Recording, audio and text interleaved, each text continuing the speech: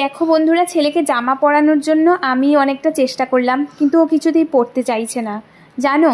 ও এভাবেই করে। তো ওকে নিয়ে আজকে যাব একটা বার্থডেতে। তো ওর বাবা আমরা সবাই মিলে যাব। তো এখানে আমরা পৌঁছে গেলাম। তারপর সবাই মানে এখনও কেক কাটা হয়নি, সবাই আসেনি। তো তারপর একজন একজন করে আসলো। আর এদিকে মানে জমজমাট ছিল। তো ভয়েস ওভারটা আমি পরে দিচ্ছি।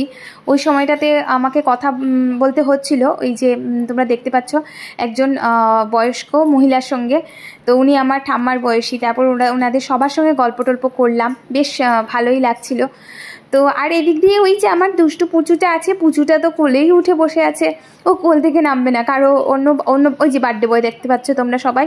তো ওকে আমি একটু উইশ করলাম, হ্যাপি বার্থডে বললাম। ও তো ভীষণ মানে ভালো, আমার ছেলের মতো কোলে উঠে বসে না। তো এদিক দিয়ে যে ওর গিফটটা এখানে রাখা আছে, তো ওটা আমি ভেবেছিলাম দেবো, কিন্তু ওই যে বাচ্চারা খেলাধুলা করছে, কিন্তু ওই সময়টাতে ও দৌড়াদৌড়ি করছিল, তো গিফটটা দিতে পারলাম না। আর আমি বাড়িতে এখানে এসে আমি এই এডিটিং মানে ভয়েস ওভারটা করছি। তো ওকে নিয়ে বাইরেও কিছুক্ষণ ছিলাম। আর এদিক দিয়ে ওর বাবা এখন ওদের সাথে একটু গল্প করছে। আর আমাকে তো ভীষণ ও জ্বালাচ্ছিল ওই সময়টাতে। তো আমি ওর মানে কোল থেকে রাখতেও পারলাম না। আর মানে কি বলবো, তবু আমি ক্যামেরাটা অন করে ভাবলাম যে একটা স্মৃতি নিয়ে নিই।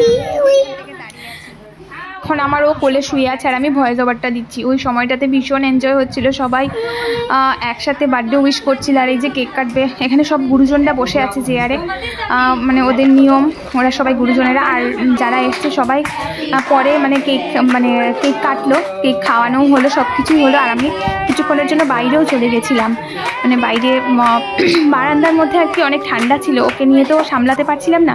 তো এখানে দাঁড়িয়ে দাঁড়িয়ে অপেক্ষা করছিলাম ওকে খাবার দেওয়ার জন্য। আমি একজন মানে দিদিকে বলেছিলাম যে দিদি ওকে একটু দিয়ে দেবেন, তাহলে অনেক যন্ত্রণা করছে। এই দিক দিয়ে দেখো উনি তো পুরো প্যান্ডেলেই নিয়ে এসেছেন খাবার। আর আমি ওকে খাওয়াবো, ওর বাবাকে বলেছি তুমি নিয়ে আসো তাড়াতাড়ি করে। সবাই দেখতে পাচ্ছ মানে আমি চলে আসছি, আর আমার চুলগুলো এগুলো সব কিছুই ওলট পালট হয়ে গেছে।